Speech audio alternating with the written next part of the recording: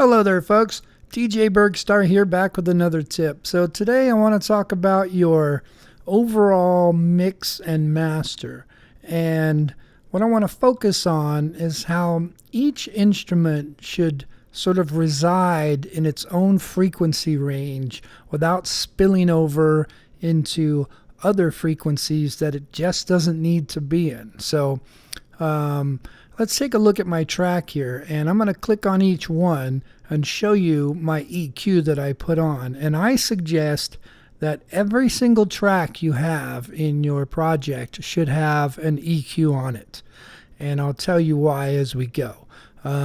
So let's start with my kick drum here. So you can see the shape here of my EQ that I've put on here. Let's listen to it solo real fast.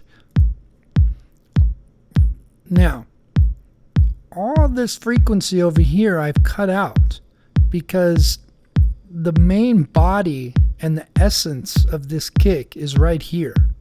I could boost that if I wanted to really boost the essence of this track or this instrument.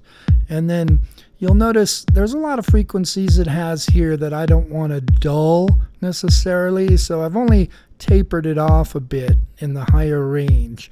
But this is the bulk of my kick drum here, and I want to keep that, but I don't need all of this down here. It's just going to muddy up my mix. Let's look at the next track. So this is my snare, and you'll know this is much more narrow because I want it to be in its own frequency range as well. So there it is. Now the essence of this snare is kind of here and here, but if I left this wide open, you'll see that, look down here, there's frequencies down here we just don't need to be in our mix, because if you leave all this up, it's gonna add gain there on the overall mix. And we can just keep this in its own frequency range here so it doesn't spill over into my other instruments as much as possible. And in the top end here, I didn't need it to keep going way up here because right around here is where that sound dies, and I don't need to have energy and gain in my overall mix in this frequency range. So this lies in its own special frequency for that instrument. Let's move on to the next one. Here's my clap, and again, the essence of the clap is where this frequency is, where I've sort of eliminated the frequencies I didn't need. So there it is. Now look at over here.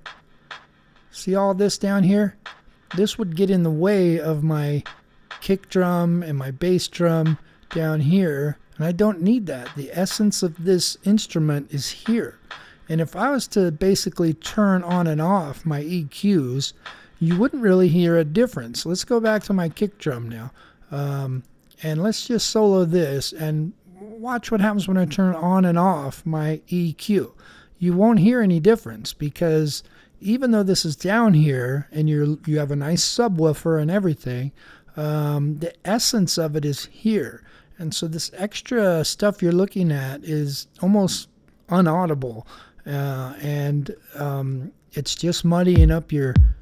See all this down here? Watch, let me turn this off.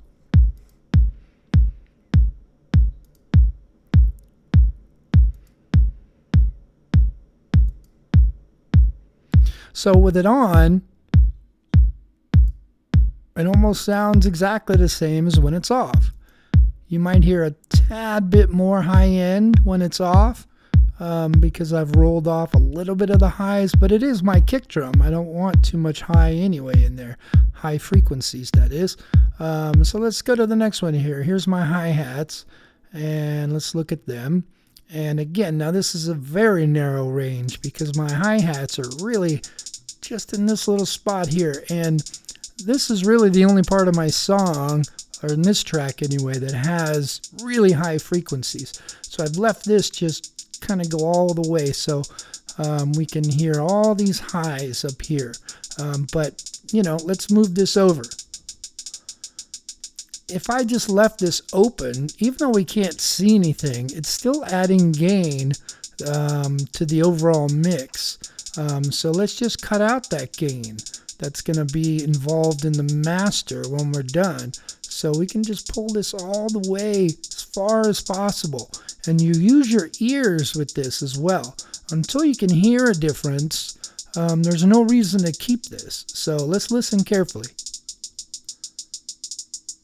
All right, that's cutting in too much now to my hi-hat.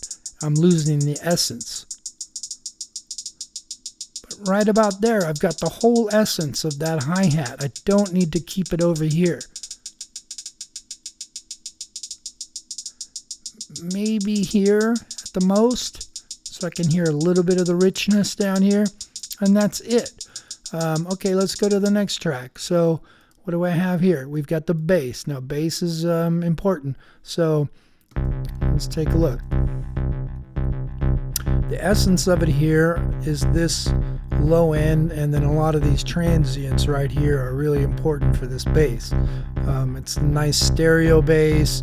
It does bleed over a lot into a lot of these frequencies in the 3,000 or 300 to 1,000 K range here, and we want to hear that in this particular bass. It's not just a sine wave. It does have character, and I don't want to lose the character, so I kind of rolled it off right around here. Let's mess with this.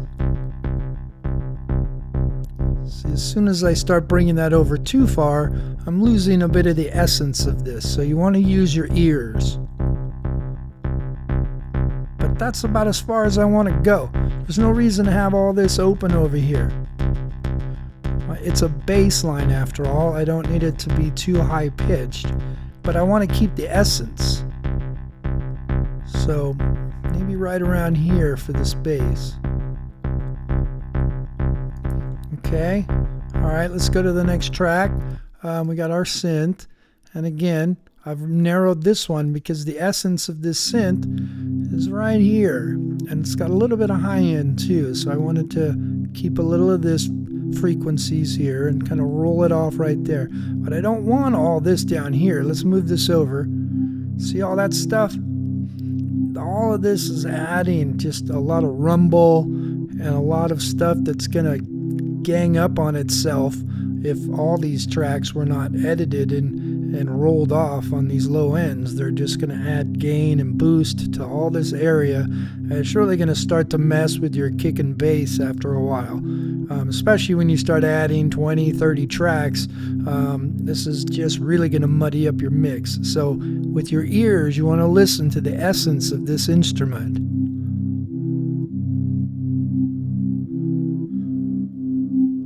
All right, now I'm losing too much. So I'm going to bring it back. That's about what I need for this instrument. Every instrument's going to be different. All right.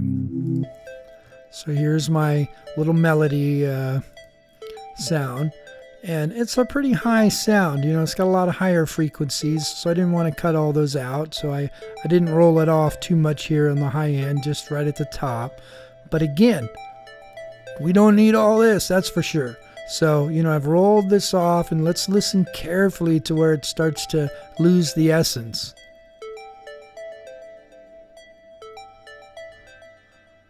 That's too much, see? About there is good. I can hear what this is doing, and that's what I want. And any frequencies I don't need, I'm just cutting out completely. Let's see the next one. Here's my piano. And the piano has a wider range, but I rolled it off right around here. I don't want too much of this low end spilling over, so did some careful listening, and the essence of it is right around here. And so, but it has a little high end in this one, so I wanted to keep some of that. I even boosted it just a little bit right here because I want to hear a little bit of this. And then the last one is the vocals, and sometimes vocals can be the most tricky. Vocals, people's voice, the S's are very high, and some people have a real guttural, sound to their voice, and so you don't want to roll off too much on vocals because that's sometimes the main part of your track, and for sure you don't want somebody's vocal sounding very thin and not like that person that's singing. Let's listen We take our time to fly. We're champions in the sky. So let's ride tonight, ride tonight.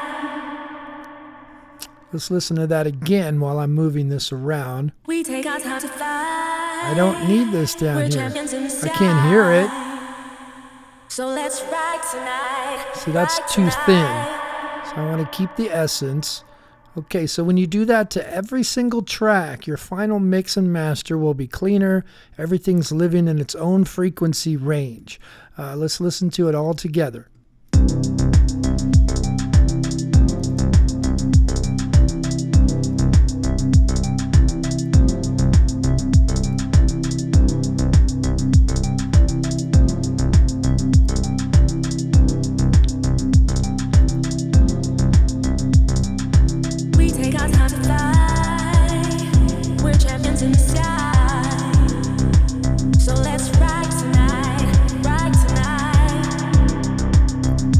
Alright, so it's just really good practice to go ahead and put an EQ on every single track, especially if you've got 20, 30 tracks running.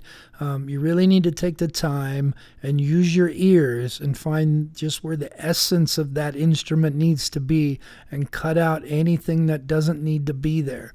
And then when you're mixing and mastering, hopefully that will lead you to a much cleaner mix where you can hear all their instruments, because they're each in their own frequency range and they should stand out by themselves with the rest of the mix. You can hear the bass, you can hear the kick drum, you can hear the snare, because they're all living in their own frequency ranges, and hopefully things don't overlap too much. You're obviously going to have some overlap because we're listening to audio, and it's the whole frequency range we're dealing with, so we can't just cut out a whole bunch of this, like I said, the vocals, or it just wouldn't sound like the person singing. So some things are going to overlap, and that's okay, but we want to try and minimize it as much as possible. So EQ to me is not boosting things, it's removing things. So anyway, that's my tip of the day. Add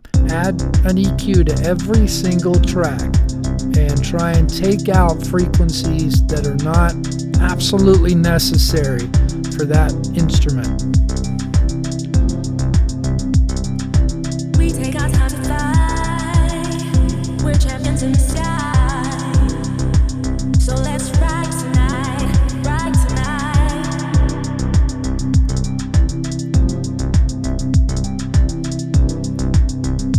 Anyway, this should help you become a better producer overall, hopefully, if you use this technique and use EQs on every track. Okay, that's my tip of the day. Thanks again for watching, everybody. DJ Burgstarre out.